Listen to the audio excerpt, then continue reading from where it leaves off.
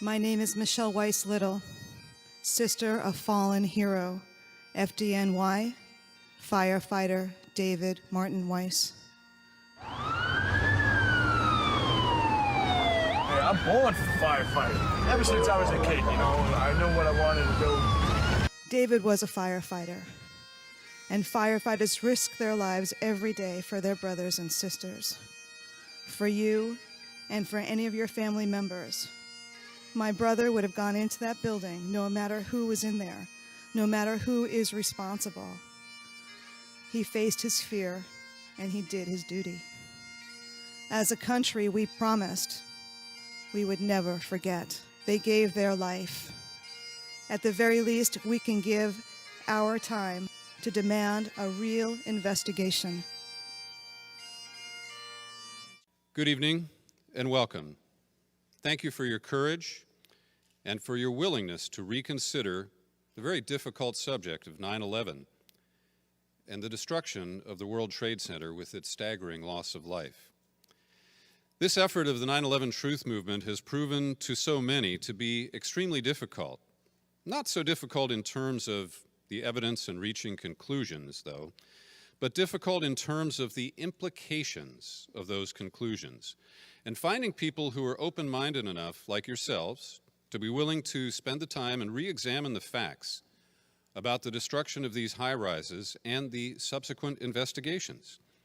Our commitment to you tonight is to speak the truth and to leave you with extremely valuable science-based information. But please, don't believe us. We're not looking for believers. We implore you, check out every fact that you hear tonight, because it's extremely important that we know the whole truth about this event. After all, it served as the pretext for the invasion and occupation of two countries in which over 1 million people have already perished, and the loss through legislation of many of our hard-won freedoms that we used to cherish here in America, as well as instituting abhorrent policies of extraordinary rendition and torture in the ensuing so-called global war on terror, plus a host of other ills that we're suffering from as a nation. Now, all of this remains intact if we continue to ignore or sweep the truth about 9/11 under the rug. And only the truth will stop another 9/11 type attack from happening again. We must dedicate ourselves to finding out exactly what really happened and why, and to bringing those actually responsible to justice. So these are among the many reasons that we must peer into this painful part of our recent world history and re-examine the destruction, the investigations, and the relatively new physical evidence from 9/11, most of which we haven't seen in the mainstream media. To identify the perpetrator, first know the crime.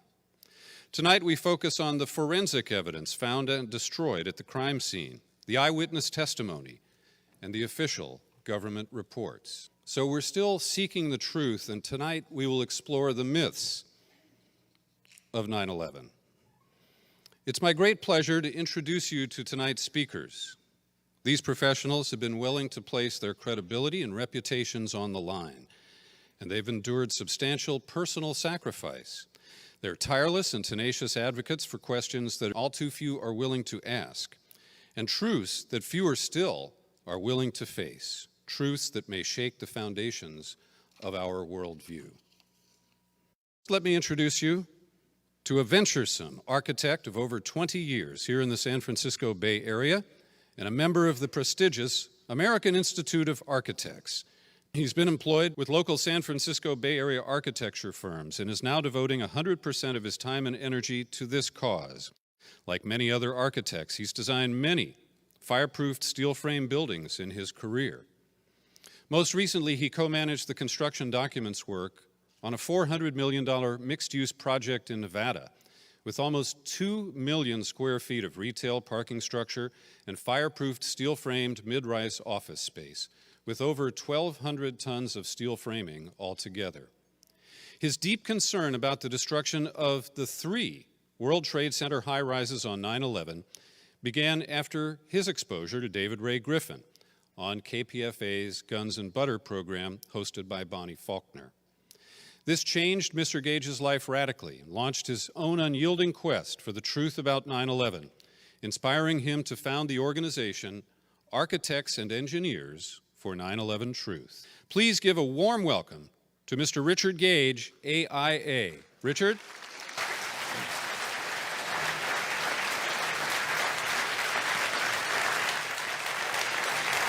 Thank you.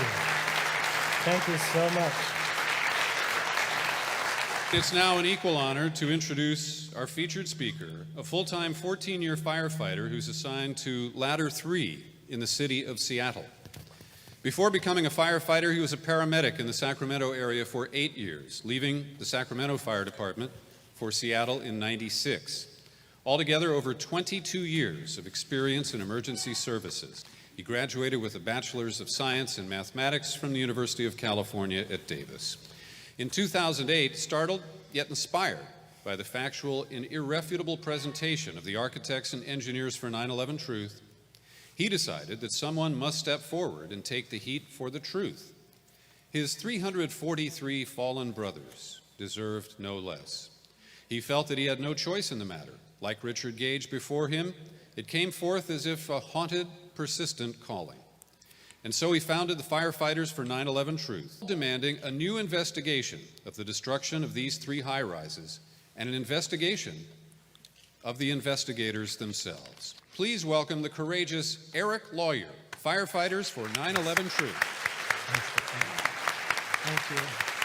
Thank you. Thank you. Thank you.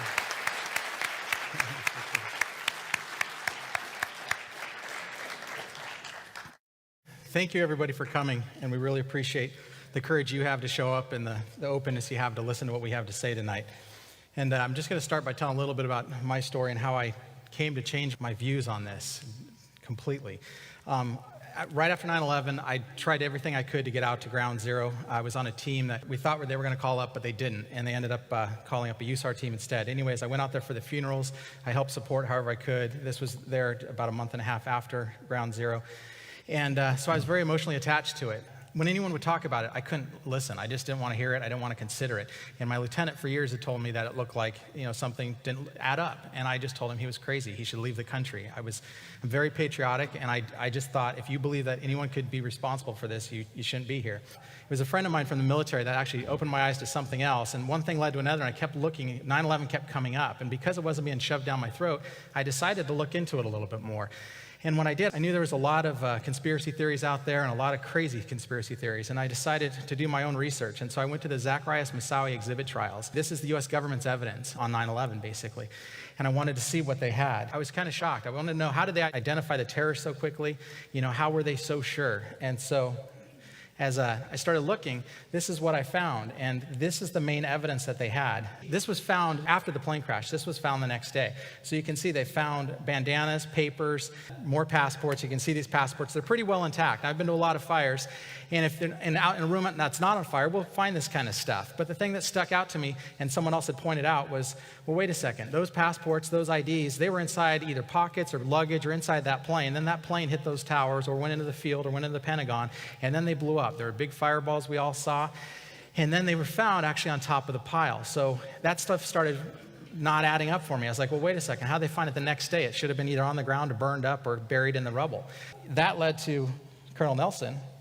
Once I started looking into this, I read his article, and he's a 34-year Air Force crash investigator, and he'd written a pretty amazing article, and he talks about his own experience into 9/11. And once I spoke with him, I asked him, I said, when did you first notice something was wrong? He said, for me, it was the first day. And I said, really? And he said, yeah. And I said, well, what stuck out to you? And he said, well, I've been to a lot of crash sites. I know how they work. And he said, it was the Pentagon. And he said, when I looked at the Pentagon, and here's some pictures of it, he said, what I saw the first day was people picking up debris, and they were removing it as quickly as possible. He said, every crash I've ever been to, it's the MP's job to secure that area, flag it, tag it, take pictures. Nobody touches anything until after the investigators are there. Well, they were cleaning it up before any investigation. He said by day 3, he knew something was wrong. And by day 3 is when he said they identified the terrorists, and it was the IDs. He said, there's no way. He said, find those 19 terrorists. It would have taken weeks to months to find that kind of evidence, to sort through it, to go through it. And he said they recreated recreate the aircraft crash, he said was impossible. So that really made me start thinking more. And the more I looked into it, the 9/11 Commission themselves, I found out, they doubt their own investigation. And so many people in America believe the 9/11 Commission. That's the people who believe the official story, they still swear by it. Well, I found out the investigators themselves don't. So there are all kinds of reasons. We thought we were set up to fail. We got started late. We had a very short time frame. Indeed, we had to get it extended. We did not have enough money. They were afraid we were going to hang somebody, that we would point the finger.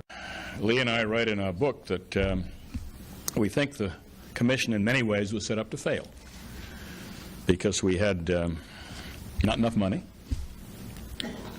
We didn't have enough time. We'd been appointed by the most partisan people in Washington. So then you go to their own website. They talk here about how much they spent, the 9/11 Commission budget. It started out at $3 million. Congress then gave them an additional $11 million, and the total commission was $15 million. Now, to put that in perspective, you can see that the Columbia Space Shuttle investigation was $175 million. The Challenger investigation was $100. Monica Lewinsky was $30. 9/11 was the greatest crime in U.S. history, and we had the least amount of money going into this investigation, and we still believe that investigation. But then I went to the FBI, and I said, well, they're the lead investigators. What do they say about it? Found out he is on the most wanted list, but what's shocking is he's not on the most wanted list for 9/11. They've been asked about that, and they've said that they don't have enough evidence to accuse him. So this is on the FBI's most wanted list. Murder of U.S. nationals outside the United States, conspiracy to murder U.S. nationals outside the United States, attack on a federal facility resulting in death. He's also wanted connection with the August 7th, 98 bombings of United States embassies in Dar es Salaam, Tanzania, and Nairobi, Kenya. They never mention 9/11. They never mention the United States. The FBI doesn't have enough evidence. The 9/11 Commission doesn't believe in their own investigation. We should be looking at this, and we should be holding them accountable. And the 9/11 Commission themselves, some of the commissioners have said, it's a national scandal, and we need a real investigation. Thank you. The NFPA, this is what I first looked into when I started investigating it. And the NFPA is it's the National Fire Protection Association, and they set the standards for the fire service. They're not laws, they're not mandates that we have to follow, but they're guidelines. And as an example, it's staffing. If you don't follow certain rules going into a fire, you better have a good reason why the city's not doing it, because if someone gets hurt, they're going to get sued because they're not following the national standards. So the same thing happens with fire and explosion investigations. And this is the NFPA 921. This was approved as the national standard on February 9th, 2001. Now, there's no manual for when a plane flies into a building. They don't have to follow this exactly. What it was created for was for smaller cities that don't have their own investigation units. In this way, they could come in and they could see what are the basics that we should follow. And I've talked to some senior investigators in our department and actually across the country, and they've said they don't have to follow these exactly, but what they typically do is they go way beyond these. So we're going to be looking at the absolute basics. This is like 101. And so once you see what the basics call for, you're going to be surprised. Myth. Normal evidence procedures were followed. All right, well, we go back to the manual. 9.3.6.1, spoliation of evidence. Spoliation of evidence refers to the loss, destruction, or material alteration of an object or a document that is evidence or potential evidence in a legal proceeding by anyone who has responsibility for its preservation. It may occur when the movement, change, or destruction of evidence or the alteration of the scene significantly impairs the opportunity of other interested parties to obtain the same evidentiary value from the evidence as did prior investigators. Maintenance of evidence. After 9/11, there was a rescue and recovery operation going on. Whenever human life's there, we can break all the rules. We still do destroy the building before the investigators get there in what's called overhaul. And what that means is we have to search the ceilings and walls, we have to pull them apart to make sure there's no fire in those. And so we are destroying the point of origin a lot of times by doing that. But again, it's to stop the fire from burning more and to help rescue people. So it's normal for them to damage the evidence getting it out there. Now, what they wouldn't do is eliminate it. So any destructive testing or destructive examination of the evidence may be necessary should occur only all reasonably known parties have been notified in advance and given the opportunity to participate in or observe the testing. So obviously NIST had an interest. They were an interested party since they were the lead investigators on the building collapse. So the evidence should have been preserved. And what we find out, and NIST themselves admits they had no physical evidence to do the investigation on World Trade Center 7. There's one fire chief in particular from New York. I've talked to him about it. He's actually written a book about this. And he said, I've heard this excuse a lot of times, and a lot of guys will just say, they'll shake their head and they'll just say, well, it's incompetence. You know, it was so much confusion, we didn't know what was going on. Well, we're talking about, this was days after they started removing it, but this went on for months. You can't just make a 47-story building disappear. We protect the point of origin in a house fire. We remove the debris. We put it in a pile sometimes so the investigator can go through it. We tell the investigator where it is. We don't lose it like that. 47-story building is a lot harder to lose. I mean, sometimes we do on a house fire, we'll cover things up and not remember where we put it, but a 47-story building, it can't happen. So Bill Manning was one of the editors for Fire Engineering Magazine. This is one of our more technical trade magazines in the fire service. We have Firehouse and Fire Engineering, our two big ones. And I remember reading this article back right after 9/11, and I just thought it was kind of crazy, but I just excused it, thinking, well, it's about money, you know, and that's what I've heard a lot from other firefighters, is it's about money. They had money to make on the steel, and they, you know, in the recycling and all that, so it was like mob contracts where they did that type of thing. Well, Bill Manning didn't agree with that, and so what he has said, and this is from one of his articles called Selling Out the Investigation. He said, fire engineering has good reason to believe that the official investigation blessed by FEMA and run by the American Society of Civil Engineers is a half-baked farce that may have already been commandeered by political forces whose primary interests, to put mildly, lie far afield of full disclosure. And this is a good point. I think all firefighters can connect with this. Did they throw away the locked doors from the Triangle Shirtwaist fire? Did they throw away the gas cans used at the Happy Land Social Club fire? Did they cast aside the pressure regulating valves at the Meridian Plaza fire? Of course not, but essentially that's what they're doing at the World Trade Center. To treat the September 11th incident any differently would be the height of stupidity and ignorance. This is still Bill Manning, and this was a call to action. And unfortunately, I didn't listen to it back then, and I'm listening to it now, and now is when I'm standing up to do something. The destruction and removal of evidence must stop immediately. The federal government must scrap the current setup and commission a fully resourced blue ribbon panel. And remember, this was written right after 9/11. A blue ribbon panel to conduct a clean and thorough investigation of the fire and collapse, leaving no stones unturned. Firefighters, this is your call to action.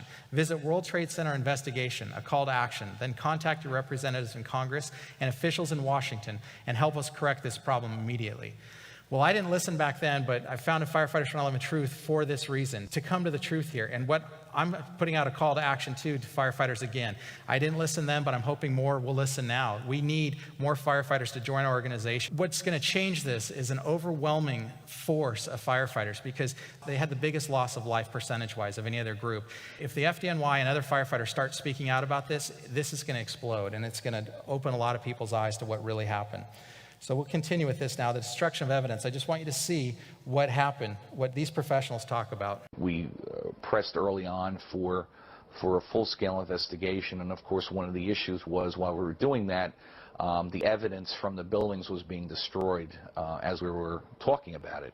And we were advocating early on back then that the process of removing the steel, certainly that wasn't an issue of getting it off the site. But once it was off the site, because this is of course part of a rescue and recovery operation, once it was off the site, there was no real need for speed, basically, to get this steel just, cut up into small pieces and shipped overseas for scrap. The structural steel that would have been key to figuring out what happened to these buildings, what happened to that? Well, New York City accepted a plan 11 days after the attack to immediately start recycling the steel, not even in the United States, where some of it might have gotten saved inadvertently. No, it was put on ships bound for India and China to be melted down. We were concerned about that, and we understood early on that those are going to hold the keys to knowing exactly how the buildings came down.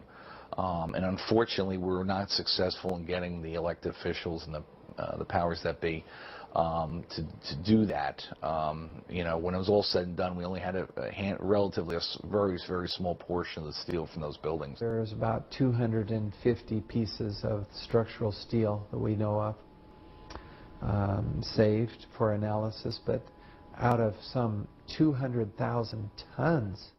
It's hard to imagine how at a crime scene you can destroy evidence so quickly and thoroughly and get away with it. Actually, after that, there were up to 400 truckloads per day being removed, and all but 236 pieces of steel from that crime scene remain. So and they never analyzed it. They never tested it for thermite. There is still some steel left that can be tested, so that's what we're calling for. And you have to be the judge. I mean, this is the greatest crime in American history, the first time ever that 3 steel and concrete high-rises collapsed into their own footprint at near free-fall speed. Don't you think we should have tested this and figured it out and saved that steel? I mean, you look at an aircraft crash, they reconstruct the aircraft in a hangar. This was even greater loss of life and engineering disaster that's ever been seen. So you be the judge. Why did they destroy this evidence? Mayor Bloomberg from New York said, just looking at a piece of steel doesn't generally tell you anything, in his response to these questions. Myth. Fire is the obvious cause of the high-rise collapses. Is that true? High-rises are destroyed by a number of different forces. Fires destroy buildings quite differently than controlled demolitions, for instance. We also have earthquakes, which cause the destruction of buildings. We have explosions and other types of forces. Let's look at fires first. Fire is an organic process, moves through the building about every 20 minutes or so, burning out one area, leaving it to cool, and looking for fresh new fuel sources. So in this organic process, any building that succumbs to fire, that collapses, starts usually with large gradual deformations, and the building will begin to fall over, not straight down through the path of what was the greatest resistance. We've never had a high-rise collapse due to fire, even though there's been plenty of examples of much hotter, longer-lasting, larger fires. These buildings collapse by organic or natural methods, in these cases earthquakes. The structural system is not dismembered from itself. There's what appears to be a mangled building at the bottom, certainly damaged, but recognizable somewhat as a building. The concrete is not pulverized to a fine powder. We will compare these features to what we find at ground zero. These buildings exploded. We have witnesses that hear sounds of explosions. They see flashes of light. There's thick, billowing, enormous clouds from the pulverized solids of the building suspended in the air, fueled by these very, very hot gases into this cauliflower-like formation. Well, here's a controlled demolition. This is what a building looks like when it's demolished with explosives. Normally, these buildings are brought down, and they can be engineered in many ways. And of course, the way it's done is we place explosives usually on the inside of the building, and then they're set off toward the outside, and then synchronistically timed floor by floor. This results in a free fall, almost collapse, of these buildings straight down into a pile that's broken up and ready for loading and shipment. There's a specific set of characteristics associated with controlled demolition. Let's see what they are. We have a sudden onset of destruction at the base of the building. We have a straight down symmetrical collapse into its own footprint because demolition waves remove those column supports, resulting in a free fall acceleration straight down through the path of what was the greatest resistance. This results in the total dismemberment of the steel structure is broken up and ready for loading and shipment. And minimal damage, of course, to adjacent structures, where we have witnesses that hear sounds of explosions, they see flashes of light. We have enormous clouds of pulverized concrete and the thick, billowing, enormous clouds from the explosives. Sometimes we have explosive isolated ejects, we call them squibs, appearing at different places. Maybe they're mistimed. And of course, we have chemical evidence of explosive cutter charges found in the debris left behind. This is all direct evidence of explosive controlled demolition. Interesting thing is fire can't create any one of these, let alone all 10. So if we have these features, we're pretty darn sure we had explosive controlled demolition, especially if we have government documentation. We have to apply for permits to bring these buildings down. Expert corroboration, they agree, yeah, it's a controlled demolition. Foreknowledge, they're planned months in advance so people have the word. They know it's going to come down. And video documentation. So this is all proof of a controlled demolition. Myth. The scientific method was used in the investigation. This is the NFPA, and the manual I've been talking about, I'll continue to talk about tonight.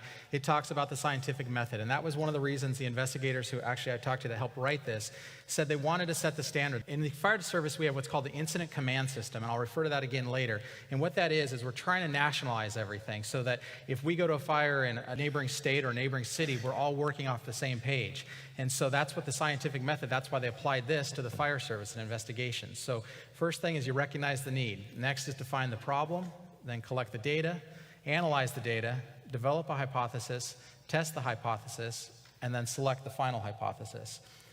So there's also in this manual, there's federal evidence rules, and this is pretty clear. Types of evidence, there are basically 3 types of evidence, all of which in some manner relate to fire investigators. They're demonstrative evidence, documentary evidence, and testimonial. So those are the kind of things that arson investigators and even firefighters. And just to preface my experience, I have been a firefighter. I'm not an arson investigator, but we're trained in the basics of arson investigation because we're the first ones on the scene, and we're the ones who are actually, just like the Pentagon should have been protected, we protect a scene after the fire until the investigators get there. We don't allow homeowners into the house. We don't allow anybody to go snooping through there, and we try to do as little disturbing once we get the fire out. Once we get the fire and the victims out, we stop touching it until the investigators have a chance to look at it. Generally, the cause of a fire explosion is not known until near the end. As a result, the entire fire scene should be considered physical evidence and should be protected and preserved. Makes sense. We should be protecting these scenes. Myth. There were only 2 towers destroyed on 9/11. This was the 3rd skyscraper to collapse on 9/11. It was about a football field in length away from what was at one time the highest buildings in the world when they were built for about a year. It may be dwarfed next to those, but it would be like the highest building in most of our states. Now, this building wasn't hit by an airplane, so its manner of destruction is really quite interesting for us researching this. It collapses at about 5:20 in the afternoon of 9/11. You can see here the North Tower has come down. Building 7 is still standing. The North Tower is already down here, and the building is still standing. Fires started about 1 o'clock in the afternoon and burned 3 or 4 hours. Let's take our first look at the collapse of this building, narrated by Dan Rather. What you're seeing are high shots. Now, here we're going to show you a videotape of the collapse itself. Describe that. Now we go to videotape, the collapse of this building.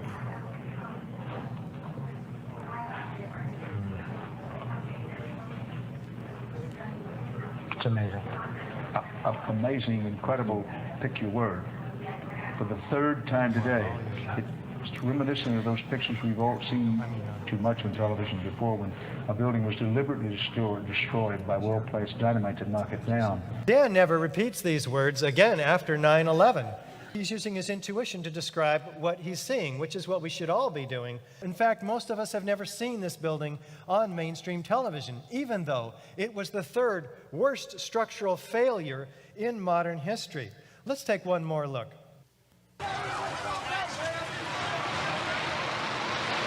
Smooth, symmetrical. The penthouse falls a second earlier, indicating core column damage.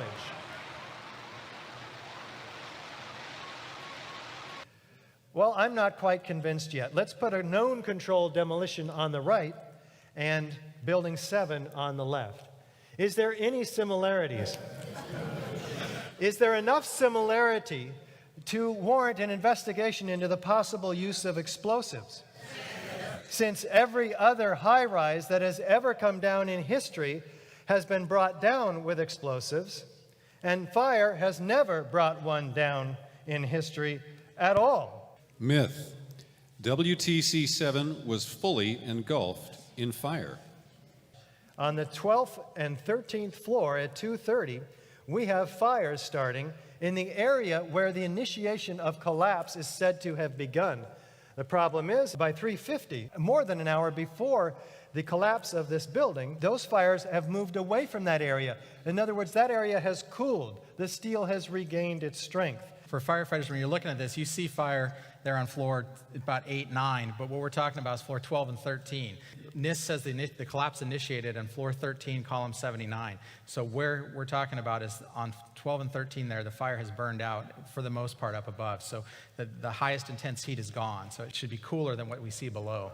NIST shows us massive fires. This is their fire simulation from their report. Massive fires around column 79 in the last couple hours of the building.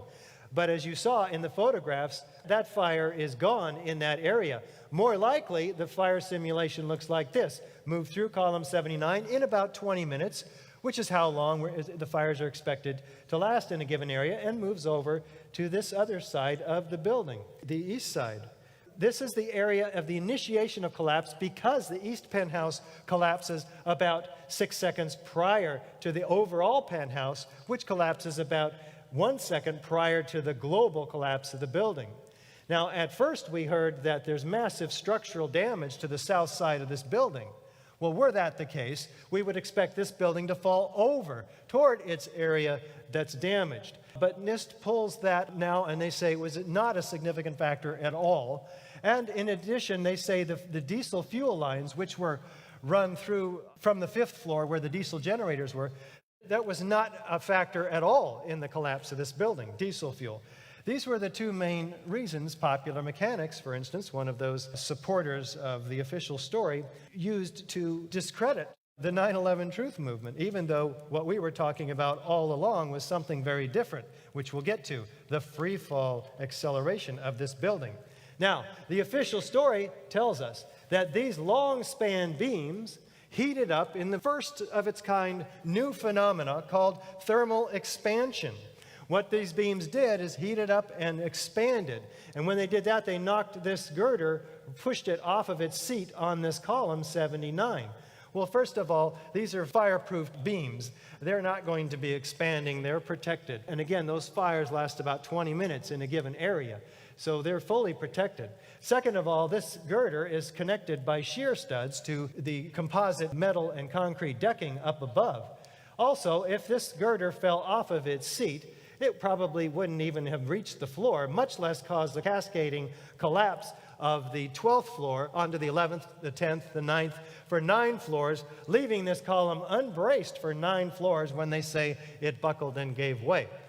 When that happened, this instability traveled laterally somehow through this robustly engineered building and vertically. But then we have the entire building collapsing after its inside collapses. Myth. Fire has caused high-rise collapses before. We've never seen it in the fire service. These are 3 examples. Well, this first one's August 1970. It's a 50-story building in New York. It burned for over 6 hours on 5 floors. Then we have First Interstate in Los Angeles, 62-story building, burned for 3.5 hours over 5 floors. And then One Meridian in Philadelphia, 38 stories, burned for over 18 hours over 8 floors. These were well involved, and all the pictures we have, they don't match up with what we see in these other buildings. If there was going to be any fire that would have brought a building down at the World Trade Center, it would have been at building number 5, fully engulfed in flames, as you can see. Did it come down? No. No collapse. Steel frame high-rises or mid-rises do not collapse as a result of fire. But surely this building in Beijing came down as a result of this massive fire, fully engulfing 44 floors. We would expect, if any building's going to be coming down, maybe it would be this one. Did it come down? No. High-rises are not brought down due to office fires. Myth. Free fall acceleration is normal in skyscraper collapses. Let's listen to David Chandler, who's done an excellent analysis on just how fast this building came down. This is the analysis that forced NIST to acknowledge that the building came down, in fact, at free fall. Before this, they were denying that. We can measure the downward acceleration of Building 7 by video frame analysis. I used a magnifying glass to place markers on the corner of the building on each frame. From this, we can get a data table and various graphs. The slope of this graph indicates acceleration, which is shown here to be about minus 10.279 plus or minus 0.6. Free fall in a vacuum is minus 9.8 in these units. That falls within the margin of error of this measurement. In other words, the rate of fall of Building 7 in the first few seconds is indistinguishable from free fall in a vacuum. This brick that I'm holding in my hand is falling at free fall acceleration. 3, 2, 1. Why? Because there's no resistance underneath it. We can see the building gaining downward momentum with each second, increasing distance. There's no resistance from the columns to the force of gravity. What happened to the 40,000 tons of structural steel in this building? Myth. World Trade Center Building 7 had structural damage and was expected to collapse. And the fire service, our life depends on being able to look at a building and tell if it's going to collapse. We can't always tell. We have to make that judgment call. Buildings like this is World Trade Center 3. If I looked at that, there's no way I'm going into it. That actually, the first picture was when it was hit by the first tower. This is after it's hit by the second tower. No way you're going into it. That looks like it could collapse. The next one's World Trade Center 4, another that's obvious damage that I'm not going to be going into that building. World Trade Center 6, no way, not going into it. So all these buildings would have been the ones that were expected to collapse. World Trade Center 7 had pocket fires on multiple floors, had no signs of major destruction that would make us scared to go into that building. In the fire service, I talked about the incident command system. There's people in here that talk about foreknowledge, you talk about it's coming down. We are not saying that these people were involved in any way, because in an incident command system or in a fire scene, you get orders from above. There could be just a rumor planted somewhere, and it can trickle down. Just because we're reporting something or firefighters are, doesn't mean they're in on it. Listen for the explosion at the beginning of this video, the mysterious construction worker turning his head around and saying, "Did you hear that? Keep your eye on that building. It's coming down." You hear that? Keep your eye on that building. It's coming down. The building is about to blow up. Moving back. All right, guys. Sorry. We are looking back. There's a building about to blow up. On flame. Debris coming down. Lots of confusion out on the street about this building and what it's about to do. How do they know it's about to blow up? There's a few scattered fires in there. Kevin McPadden and others were moved back 6 blocks behind Building 7. He's a first responder, an Air Force medic. Let's listen to what he hears from the radio held by the Red Cross worker. At the last few seconds, he took his hand off, and you heard 3, 2, 1. Do fires bring buildings down to countdowns? Myth. The government looked for evidence of explosives. One of the things I looked at when I first looked into this was, what do the officials say about it? What are the reports? And so I went to the questions and answers about the World Trade Center 7 collapse from NIST. This is NIST's final report. Is it possible that thermite or thermate contributed to the collapse of World Trade Center 7? And we'll get in later what that is. NIST has looked at the application and use of thermite to determine its use to sever columns on 9/11 was unlikely. It is unlikely that 100 pounds of thermite or more could have been carried into World Trade Center 7 and placed around columns without being detected. So they're basically saying because it's hard to do, it's unlikely, because it would be difficult, we shouldn't test for it. They also say, did investigators consider the possibility that an explosion caused or contributed to the collapse of World Trade Center 7? No, and this is their answer. No blast sounds were heard on the audio tracks of video recordings during the collapse of World Trade Center 7 or reported by witnesses. They said there was no audible sound, no witnesses, no recordings, and you're going to see contrary to that tonight. But what they didn't do is they didn't read Chapter 18, the basic manual that talks about explosions. In that manual, it says very clearly, Chapter 18, although an explosion is almost always accompanied by the production of a loud noise, the noise itself is not an essential element in the definition of explosion. So you don't need to have a loud noise to consider explosives. You can have it without any noise. 18.13.2.1, identify explosion or fire. First, determine whether the incident was a fire, explosion, or both, and which came first. The evidence of an explosion is not obvious. The investigator should look for signs of an overpressure condition existing within the structure, including displacement or bulging of walls, floors, ceilings, doors and windows, roofs, other structural members. So we saw all that happen. Those buildings came apart. We obviously had all those things happen. So next, you have to identify the force vectors. So the greater the force, the farther similar pieces of debris will be thrown from the epicenter. So in Trade Centers 1 and 2, you'll see later, they were thrown great distances. We were seeing all the signs. Explosion pressures, 10 psi overpressure, you'll have probable total destruction of the building. At 30, steel towers will be blown down. Well, we obviously saw that in all 3 buildings. So only that kind of overpressure would cause that. The fact that we have that happen, we should suspect explosives also. High order damage is characterized by shattering of the structure, producing small pulverized debris. We had that. So this is, obviously, we see shattering the structure, small pulverized debris.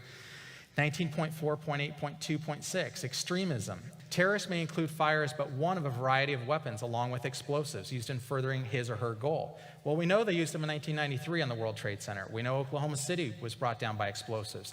So if we have all this history of it, we have the manual saying you should test over and over. What are the excuses? Why did they refuse to this day to test for it? Myth. There were no witnesses of explosions. Let's listen to Barry Jennings. When we got to the 8th floor, I started walking to one side of the building. That side of the building was gone. The first explosion I heard when I was on the stairwell landing, when we made it down to the 6th floor. Then we made it back to the 8th floor. I heard some more explosions. What's the sound? Like a boom. Like an explosion. More than one? Yes. We started walking down the stairs. We made it to the 8th floor. Big explosion. Blew us back into the 8th floor. When we get outside, a police officer comes to me and says, you have to run. We have more information of bombs, so you have to run. He was the emergency coordinator for the New York Office of Emergency Management. So they said there were no witnesses. That's their excuse for not testing. Well, here we have one, and we're going to see more. Now, again, one of the points I want to make from the firefighter standpoint is when you're investigating this, a lot of people say, well, there were pressure tanks, there were diesel fuel tanks, there were boilers, there was all types of things in there that they say could have accounted for those explosions. You have to back up. We're doing an investigation. You don't have to prove it before you decide to investigate whether it happened or not. When you have this kind of witnesses, remember one of the 3 types of evidence we talked about was witness testimony. So we have testimonial evidence of explosives. So this is a very solid reason why to test. And again, here's Kevin McPadden again. What did he hear after the radio transmission from the Red Cross worker? And then it was like another 2-3 seconds, you heard explosions. Like, boom! It's like a distinct sound. It's not like when in compression, like boom, boom, boom, boom, boom, like floors that were dropping and collapsing. This was boom, and like you felt a rumble in the ground, like almost like you wanted to grab onto something. That, to me, I knew that was an explosion. There was no doubt in my mind. And now this goes beyond witness testimony. They said there were no recordings. Yeah, here's one of the guys. He can tell you I'm okay, all right? Here, hold on. You want to call your mother or something? Now again, they say there's no explosions. You be the judge. As we were getting our gear on and making our way to the stairway, there was a heavy-duty explosion. The whole building just collapsed on us inside the lobby. Was that a secondary explosion? Yes, it was. That was the planet probably? Yeah, definitely secondary explosion. I heard a second explosion and another rumble. An hour later than that, we had that big explosion from much, much lower. It just went ba-boom. It was like a bomb went off. And another explosion came right from it, just everyone flying. There were numerous secondary explosions taking place in that building. There were continuous explosions. No, the first explosion, and there was a second explosion in the same building. There were 2 explosions. Okay. Federal agencies that were down there do believe that there was some sort of explosive device somewhere else besides the planes hitting. There was another explosion that took place in one of the towers here. So obviously, according to his theory, he thinks that there were actually devices that were planted in the building. There was a secondary explosion, probably a device either planted before or on the aircraft that did not explode until an hour later. Then there was some secondary explosions and then the subsequent collapses. That the FBI most likely thinks that there was a car or truck packed with explosives underneath the buildings, which also exploded at the same time and brought both of them down. Now that's the first time we're hearing that. So 2 planes and explosives that were in the building, is that correct? That is the working theory at this point. That is a huge explosion now waiting to play on all of us. It sounded like gunfire, you know, bang, bang, bang, bang, bang, and then all of a sudden 3 big explosions. About 50 consecutive bangs, and it fell down like a waterfall. And we heard the noise associated with an implosion. We heard a very loud blast, an explosion. We looked up, and the building literally began to collapse before us. We heard a loud explosion, and at that point, Building 2 was collapsing. At that point, we heard a large boom. I looked up and just saw the building coming at us. Do you know if it was an explosion or if it was a building collapse? To me, it sounded like an explosion. There was another major explosion. The building itself, literally the top of it came down. All of a sudden you hear explosion and you could see the building starting to collapse. huge explosion that we all heard and felt. We understand now there has been a secondary explosion on Tower 2. According to the Associated Press, another building that has either been attacked or exploded. The tower, rather, that has collapsed, though we are told, collapsed because of a third explosion. And about an hour later after that, there was a huge explosion at the base of the South Tower. That's One World Trade Center, and part of the building collapsed. We could hear a rumble, which was about 5 seconds long, preceding the actual collapse, and then a boom when each of those towers collapsed. Just seconds ago, there was a huge explosion, and it appears right now the Second World Trade Tower has just collapsed. I was about 5 blocks away when I heard explosions. And then you heard from far away, boom, boom. And you heard the boom, boom, boom, boom, boom, boom. Floor by floor instead of popping out. It was if they had detonated. Yeah, as if they were planned to take down a building. Boom, boom, boom, boom, boom, boom, boom, boom. From the corner, boom, boom, boom, boom, boom, boom, boom, boom, boom. Just like 20 straight hits. And as the bombs were going, people just started running, and I sat there and watched a few of them explode, and it just started going pop. It just started going boom, boom, boom, boom, boom. And he goes, how fast? I go, like firecrackers. Myth. The firefighters did not report explosions. 9/11 Commission had some of the firefighters come in. The firefighters said they told them about the explosions. However, none of that made it into the 9/11 Commission report. So there's absolutely no witness reports of any explosions. There's more than 118 of them who heard them. Originally, they weren't going to document this, but the City Fire Commissioner, Tom Von Essen, he wanted to preserve these accounts. And in the fire service, when we go to fires, there's a lot of times where there's just chaos, and we see one small part of that picture. And afterwards, we'll have what's called a post-fire, and we'll talk about it. And we'll see videos and pictures and stuff, and like, oh yeah, that's what that noise was, that's what this was. So we come to a collective memory, and we work together at the fire, but we come up with a memory that is almost like one, because we're told all these different things, and we realize that we didn't see it, so we put it together that way. Well, this commissioner knew that. As he quoted, to preserve the accounts before they became reshaped by a collective memory. So they didn't release these. It happened in 2001. They were collected from October to January, and it wasn't until the New York Times filed a Freedom of Information Act to get these, and so they finally got them published. So we didn't have them until August of 2005, so we just have come across these. Myth. Jet-fueled fireballs shot down the elevator shaft and blew out the lobby windows. NFPA 18.12.2, high explosives. High explosives are characterized by a detonation propagation mechanism. Common high explosives are dynamites, water gel, TNT, ANFO, RDX. The effects produced by diffuse phase, fuel air explosions, and solid explosives are very different. And I want to be clear here. Diffuse phase, just put it in layman's terms, fuel air is like the jet fuel, and that on those planes would have been a diffuse phase explosion. It wouldn't have been a high explosive. In a diffuse phase explosion, structural damage will tend to be uniform and omnidirectional, and there will be relatively widespread evidence of burning, scorching, and blistering. Now, any firefighter who's seen an explosion or a flashover, the after effects of that, we always see scorching, we see burning, you'll see soot on the roof, on the ceiling, on the walls, everything's basically burned in that room. In contrast, the rate of combustion of a solid explosive, which thermite or any of these other chemicals would have been, is extremely fast in comparison to the speed of sound. Therefore, pressure does not equalize through the explosion volume, and extremely high pressures are generated near the explosive.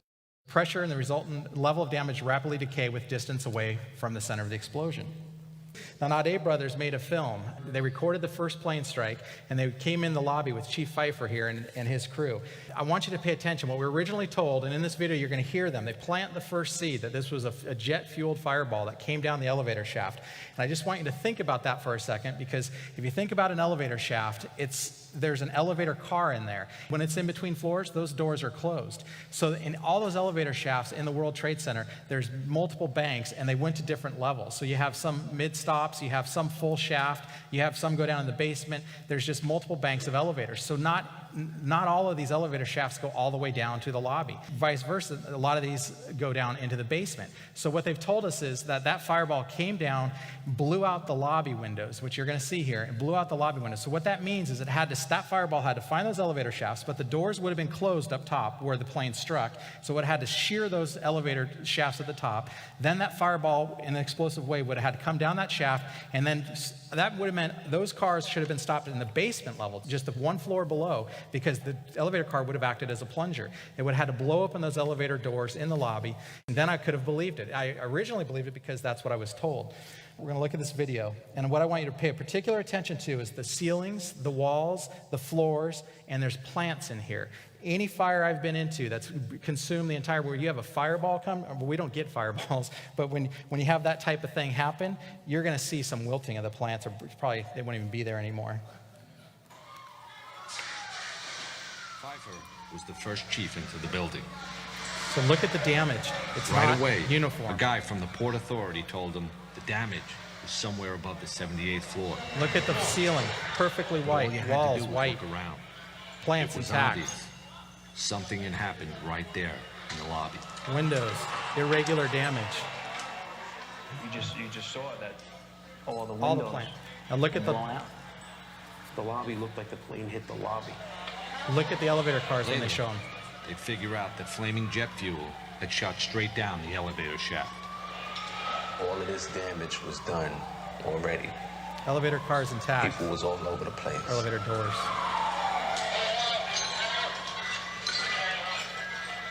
So you knew it was going to be worse. Myth. There was no reason to test for explosives. Now again, this is from the NIST final report. We already talked about that. It's unlikely there was 100 pounds of thermite could be carried in there. Well, 18.15 in the NFPA 921 says that you should analyze the fuel source. And all available fuel sources should be considered and eliminated until one fuel can be identified as meeting all of the physical damage criteria. So if you have pulverized concrete, you need to consider fuels other than gas. Exotic accelerants, 19.2.4. Exotic accelerants. Thermite mixtures produce exceedingly hot fires. Such accelerants generally leave residues that may be visually or chemically identifiable. So indicators of exotic accelerants include an exceedingly rapid rate of fire growth, which would be expected from a jet-fueled fireball. Brilliant flares, again expected, but the one thing that's not expected is melted steel or concrete, and we're going to show you some of that. And melted steel or concrete, I've never seen it, I've never even heard of it at a fire scene. Myth. Jet fuel and office fires explain the evidence found at ground zero. Do they? Jet fuel and office fires burn about 14, 16, maybe 1800 degrees Fahrenheit. Who's heard saying this? As if 21 days after the attack, the fires were still burning and molten steel was still running.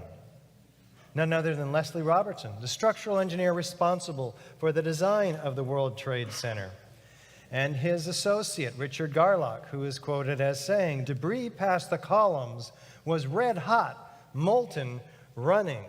The problem here is that these temperatures are twice the temperatures that normal office fires or jet fuel can even get to. Fires burned and molten metal flowed, says this urban search and rescue worker. Saw pools of literally molten steel, says the president of the cleanup company, Tully Construction. It was dripping from the molten steel, says this firefighter. And this molten metal pouring out of the South Tower minutes before its collapse. NIST tells us that this is molten aluminum from the jet plane. But we know that molten aluminum in daylight conditions looks silvery, not bright orange and yellow. Molten steel beams to human remains. I saw melting of girders in the World Trade Center, says this structural engineer from UC Berkeley. He documents the melting of girders. Office fires and jet fuel don't do this. Nor do they do this. From the 2 or 3 pieces of steel that were saved from World Trade Center 7 and the Twin Towers, they're documented as having intergranular melting, rapid oxidation, sulfidation, sulfur forming on this hot corrosion attack on the steel, turning solid steel girders into Swiss cheese. And what happens after they pull this molten metal up from deep beneath the pile? One of the more unusual artifacts to emerge from the rubble is this rock-like object that has come to be known as the meteorite.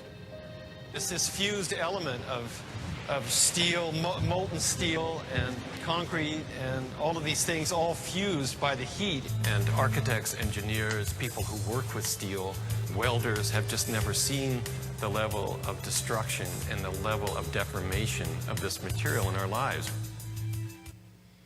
Well, what is the problem here? We have the hottest office fires that are said to be in the Twin Towers, about 1,200 degrees Fahrenheit. NIST claims actually 1,800 degrees. Structural steel doesn't even melt till 2,700 degrees. What could be capable of creating those temperatures? We'll be looking at a likely suspect called thermite, an incendiary that creates molten iron at over 4,500 degrees. Before we get there, though, let's listen to John Gross, lead investigator for the official story from NIST, and what is his perspective on all of this molten metal? First of all, let's go back to your basic premise that there was a pool of molten steel. I know of absolutely nobody, and no eyewitness who said so, nobody who's produced it. You'd get down below and you'd see molten steel running down the channel rails. Like you're in a foundry. Yeah, like lava. Like it was lava from a volcano. Actually melted beams where it was molten steel that was being dug out. Underground, it was still so hot that molten metal dripped down the sides of a wall. And the cleanup was very difficult in the beginning. Steel was coming out red in certain areas from the first couple of weeks. This fused element of steel, molten steel. And they pulled off a big block of concrete, and there was like a little river of steel flowing. What's going on here? Somebody is lying. I leave it up to you to make your official determination, but if we're it, those proponents of the official story, why would they be doing this? Because they can't possibly account for the temperatures, the extremely hot temperatures associated with this phenomenon.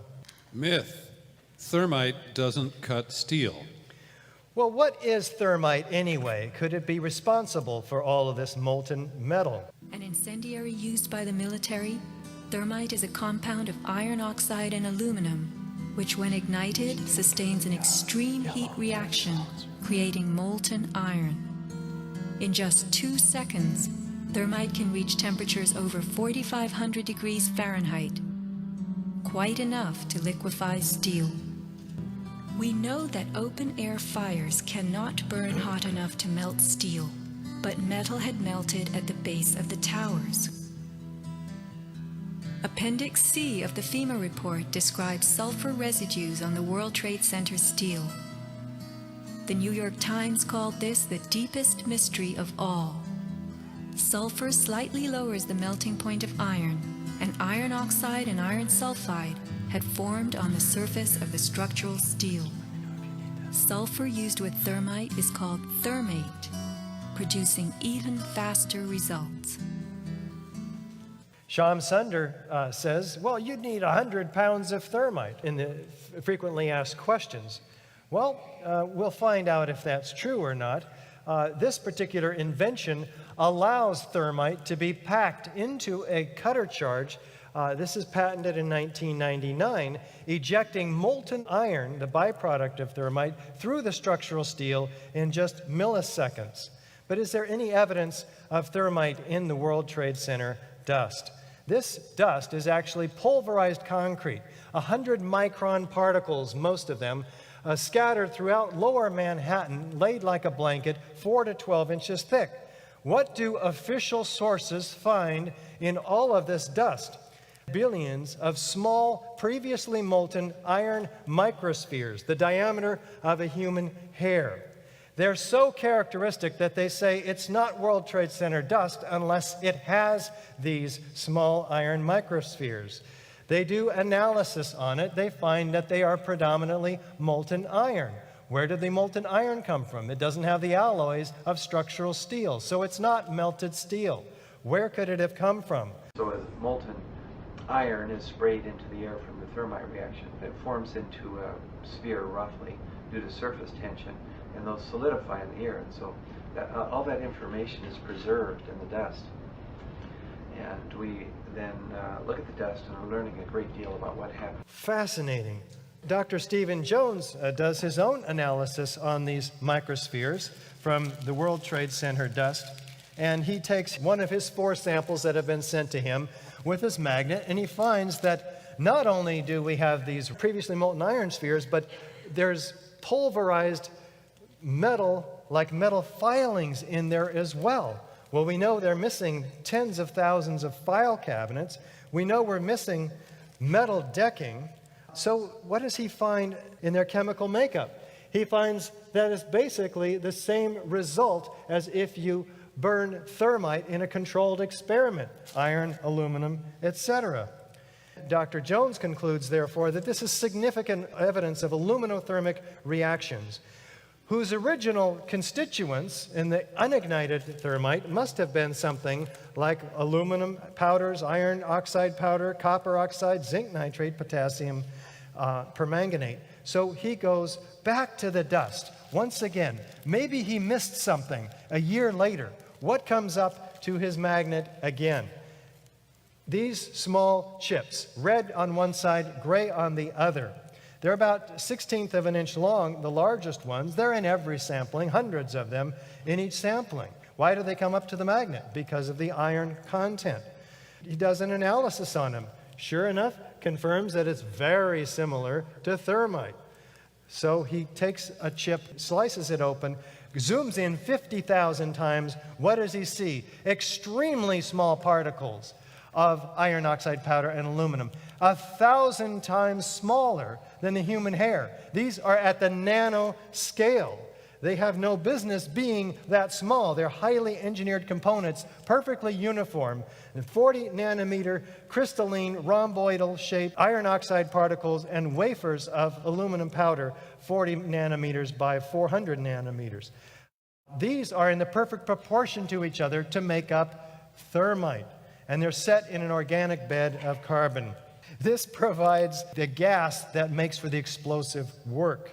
Extremely small particles have an incredible surface area, so the chemical reaction occurs almost instantaneously.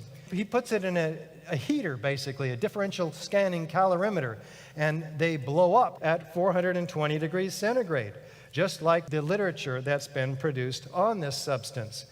He compares the spheres that are produced from that ignition, and they match the chemicals of the spheres found in the World Trade Center dust. Fascinating. This stuff is not made in a cave in Afghanistan.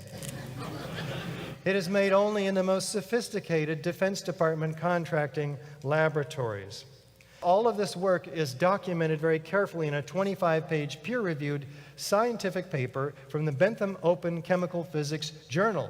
It is moving through scientific circles with quite a bit of controversy. Dr. Jones then concludes that these experiments through EDS, XRF, etc., identifying these various components, find that it's extremely compelling evidence that thermitic compounds were deliberately placed in both the World Trade Center, Twin Towers, and Building 7. Let's jump into the World Trade Center Twin Towers. Myth: the Twin Towers were not adequately designed. Even the official spokespersons for NIST say that the building did an admirable job resisting the impacts of these airliners, which they were designed, in fact, to do. There's 47 massive core columns in each tower, and these are almost solid steel at the base, thinning to 2-inch thick at mid-height and 1/4-inch thick at the top. The top is the lightest portion of the building. We have a tremendous perimeter exoskeleton structure, a Verandil truss with 3 perpendiculars and 3 verticals, welded together and then in turn bolted together. This is the tube surrounding the core structure. This is a structure within the structure.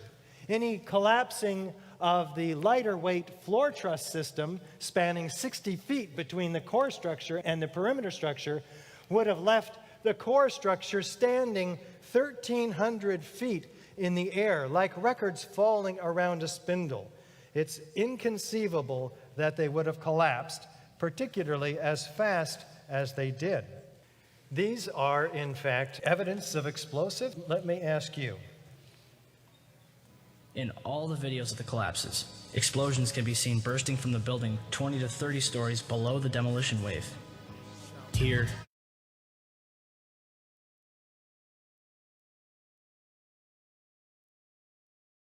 here,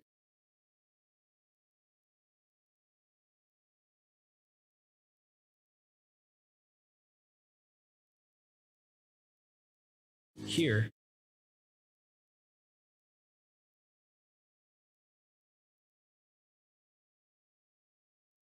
here,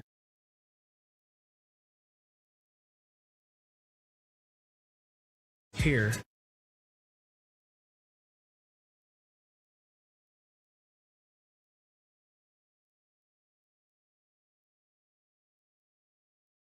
and here. Well, NIST, the National Institute for Standards and Technology, tells us that these are puffs of air being produced by that giant piston pushing air down through the elevator shafts. We'll look at that in a moment. But first of all, these are not puffs of air. These are pulverized building materials. You can see the solids. In addition, they are occurring at 160 to 200 feet per second. These are explosive speeds, not air pressure. Let's say this is the open office space, right? 60 feet wide. The elevator hoistway is behind us over here to my right. The air is going to come rushing down the elevator shaft through the doors somehow and then into this open space. It's going to equalize in pressure. And if it busts any windows out, it might bust them all. Not these highly focalized, pinpoint accurate, violent ejections that occur almost exactly at the midpoints of the facade. And they're occurring 20, 40, and even 60 stories down below this zone of destruction. Myth. This was a classic progressive collapse. Well, how can it be classic if it's never happened, in fact, before in history, though they use this term? Was it progressive? Well, what we have, instead of seemingly a gravitational collapse, is the equal distribution of this material outside the perimeter of each of these twin towers in a 12 to 1,400 foot radius. In fact, well beyond the boundaries of ground zero.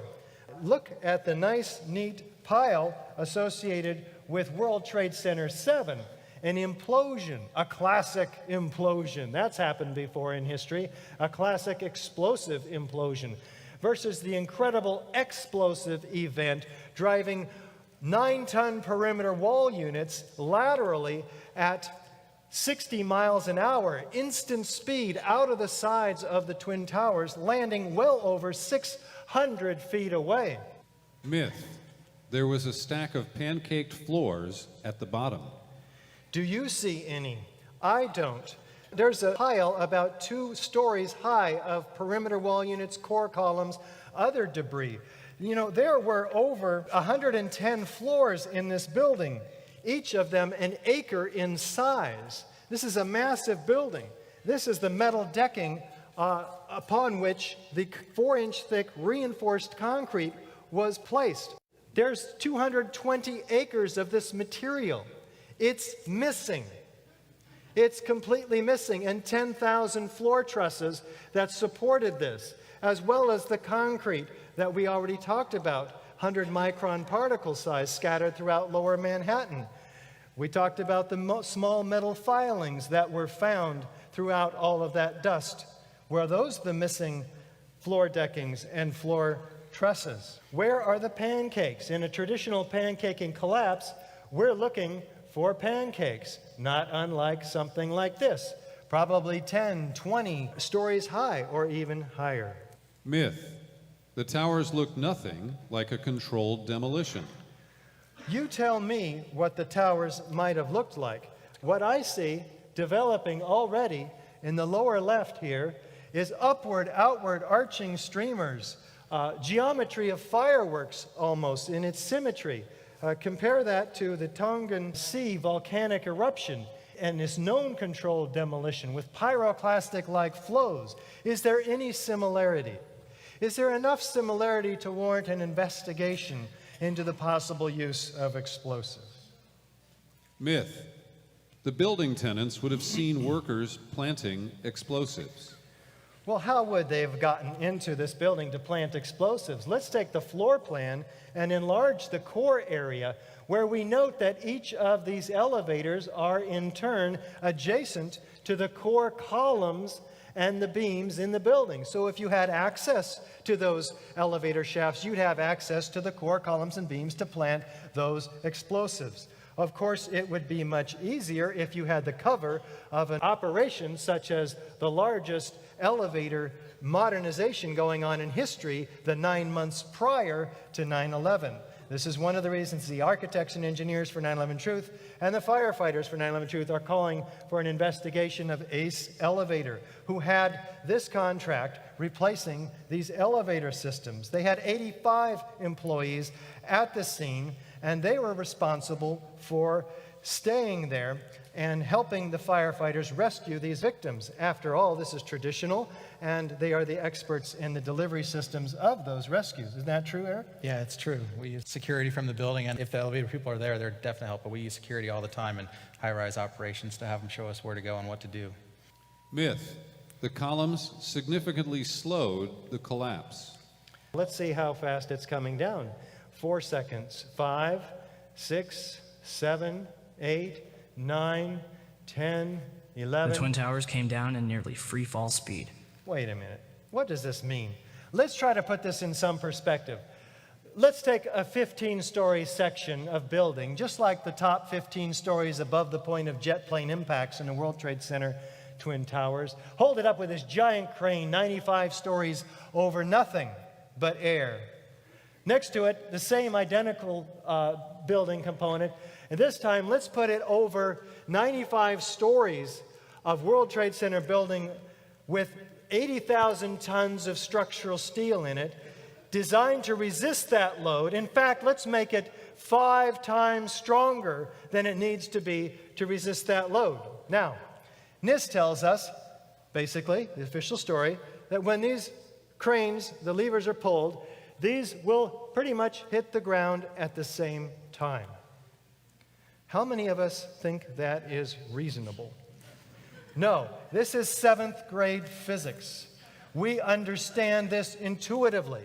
Something with resistance, particularly this much resistance, is going to slow that down significantly, if in fact it could ever begin at all. Now, what's the problem with this analogy? Where is the 15-story section that's supposed to be driving this building down? But it's not there. All of the photographs and videos show that it has, in fact, been destroyed. After that, it's the building tearing itself apart at 2/3 of free fall acceleration. Faster and faster and faster, straight down through the path of what was the greatest resistance.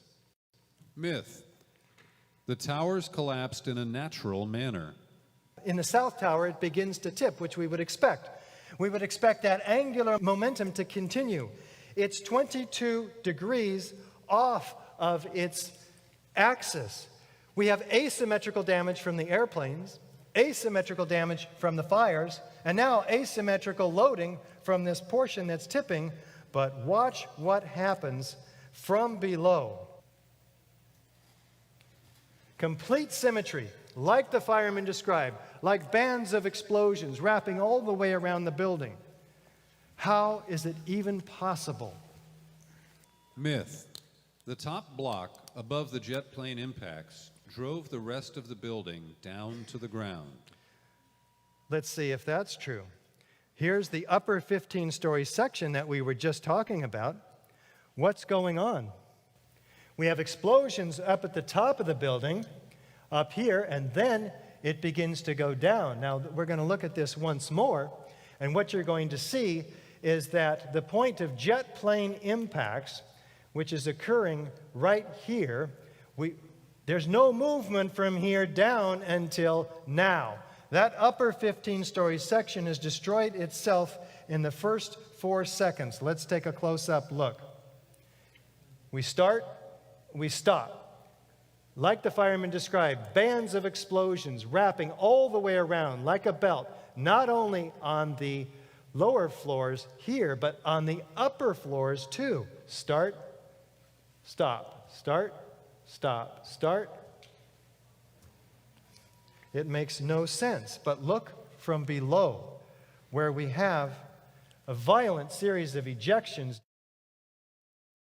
Look at these outward arching, horizontally directed streamers, almost like, again, the geometry of fireworks. Look down below. You'll see violent pinpoint ejections. And on this next run, I want you to look at the lower right corner of the destruction, where racing down the diagonal corner is a series of explosions racing almost as fast as the debris falling at free fall acceleration. This is about 2/3 of that acceleration. It makes no sense unless you look at the hypothesis of explosives.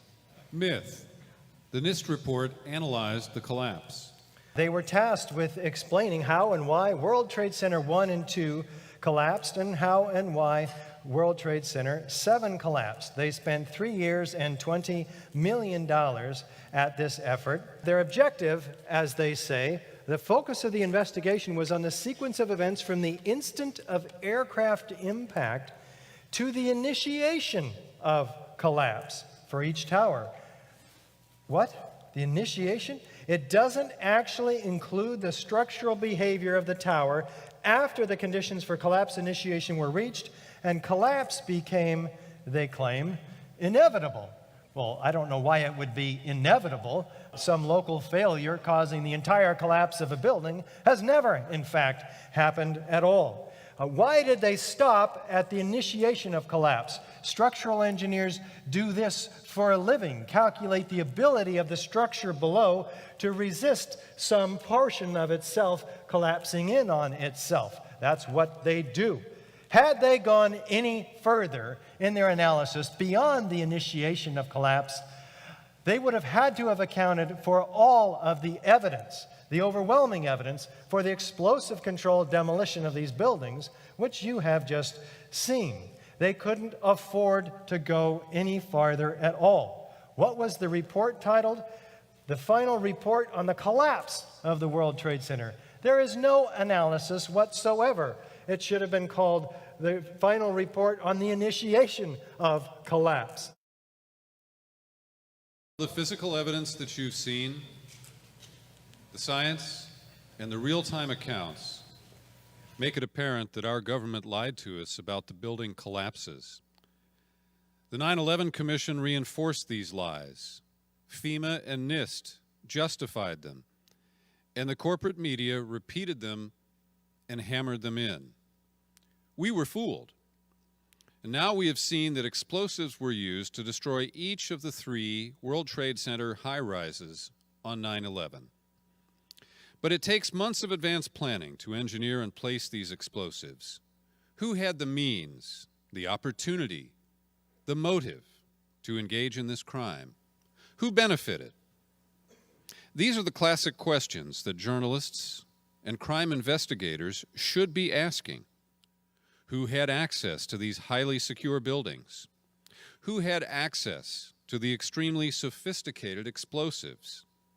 AE 9/11 Truth and Firefighters for 9/11 Truth do not research these important issues or even speculate. We do not have conspiracy theories. So, unfortunately, this is just the beginning of a disturbing but essential journey for you back into the nightmare of 9/11. The evidence you've seen tonight is just a small fraction of the vast body of information that the 9/11 Truth movement has assembled. The questions raised are numerous and ominous, and they must be answered in a new investigation. You will have to discover the evidence that we didn't have time to bring you tonight, and we encourage you to follow up. Thank you.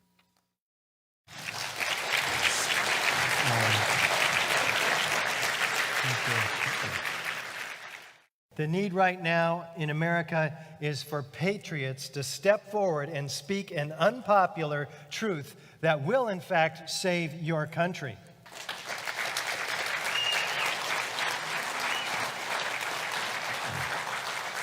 We'll take your questions now. I think Peter has a few to start with. For an operation of this magnitude, too many people would have had to be involved. Someone would have blown the whistle Where are the whistleblowers? The whistleblowers will come forward when we set the groundwork, the foundation, the climate that is receptive for them. When we put enough pressure on the media and our government officials and the rest of Americans to demand a real investigation, the whistleblowers will start coming forward. Actually, there are whistleblowers that weren't directly responsible, but Barry Jennings is a classic example. He was there inside. The official story said there were no explosions. He came out and he went on TV and said there were. He died later. We don't know what the cause of death was. We're not speculating on that, but he died right before the NIST report came out on that. There's also Sybil Edmonds from the FBI. She was a translator. She was gagged for years. She had information that she wanted to share, and the NSA said it was national security, wouldn't let her come out. So she was a whistleblower.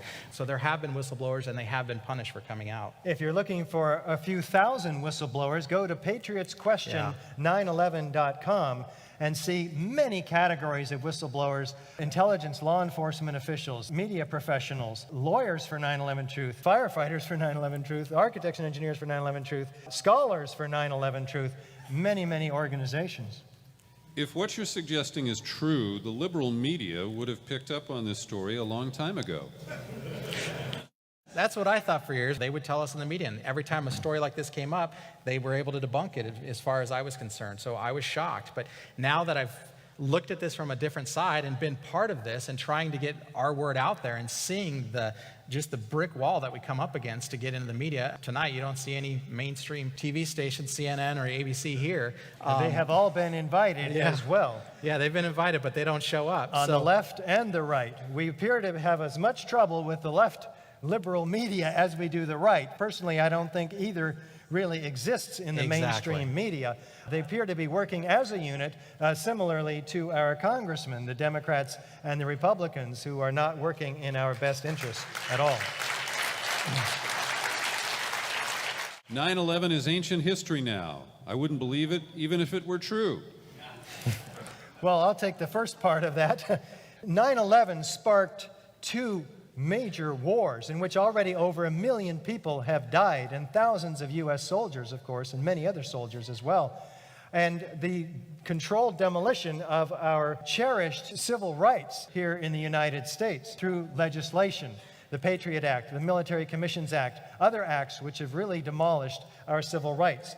These are current events. All of the roots of the problems, including our major economic crisis right now, many believe, go back to 9/11. We pull the string on 9/11, and all of the dominoes, which we haven't even mentioned today, start to fall one at a time. This is the Achilles heel of the power structure that set this in place. Let's go after it with focused attention that we do not yield whatsoever until the dominoes are falling. Peacefully. I appreciate what you're doing, but I'm trying to keep a low profile. That's a great question, and I hear that all the time from friends and family. If you look to the past, look at the results. We have been keeping quiet. If we want to see a different future, and we're seeing our world change drastically in front of us right now, and if you're afraid now, like I talked about with my friends, we say we're from a free country, that we live in a free country. Well, if we're in a free country, why are we afraid to just talk about an event that was the most traumatic event in our history? Our government has never done such a thing as murder 3,000 of its own people. Well, we're not saying that our government did this. We don't speculate about who the perpetrators might be. We provide the scientific forensic evidence found at the crime scene, the eyewitness testimony, and what investigations should have been done. But there are several examples of major wars and minor wars that all have been started with similar false flag operations. What are a few of those? The big one was the Gulf of Tonkin. It started the Vietnam War. We were told that's what happened, and it's come out now from Robert McNamara that it never happened. So the entire Vietnam War was based on a lie, and it's been publicly admitted. USS Liberty was another one to try to get us into the 7-Day War. It's come out that that was a staged event. And the other big one that most people don't even know about is Operation Northwoods. And that was one, when I first looked into this, that I looked at, and if you haven't seen this, you have to go to the National Archives and look up the declassified Operation Northwoods. It was a proposed military action for justifying invasion of Cuba. And it was very clear on their tactics. And their tactics, some of them were very similar to a 9/11 type event. They talked about doing terrorist acts in Miami and DC. They also talked about taking airliners and substituting them with other planes and then simulating an explosion with the airplane to make the world think that it was attacked by a Cuban MiG. So that never happened, and there was one person who stopped it. He's dead now. President Kennedy stopped it. The fact that they showed then that they have the motive, or they even consider it, we shouldn't shut down our mind or our investigation and just rule this whole thing out because it could never happen. Our country was founded on questioning our government. So what's happened where we don't even question them anymore when we have so much overwhelming evidence of what they've done in the past? This is insane. I believe what you guys are saying. I want to help. What can I do? Oh, there is so much you can do, and guess what? You can do it at your computer. Send the AE911truth.org link to every architect and engineer you Both can links. find. Send the Firefighters for 9/11 Truth to every firefighter and company that you can find. You have the tools now to follow up. It's extremely important that you do. So we're asking all of you to demand a new investigation. Call and write your congressman, television stations, letters to the editor. However you have to do it, there's action that each of you are called to do. Sign our petitions, the AE 9/11 Truth petition and Firefighters for 9/11 Truth, demanding a real investigation. You can sign our petition here and on the Firefighters website as well. We ask you to become a sustaining member as well for architects and engineers for 9/11 Truth and for Firefighters for 9/11 Truth. Most of all, we're asking you to speak the truth about 9/11, for a time comes when your silence is in fact betrayal. Thank you so very much. Thank you. Thank you. Thank you all for being here tonight. Can we have a big round of applause for Eric Thank you. Lawyer and Richard Gage? Thank you very much. Thank you.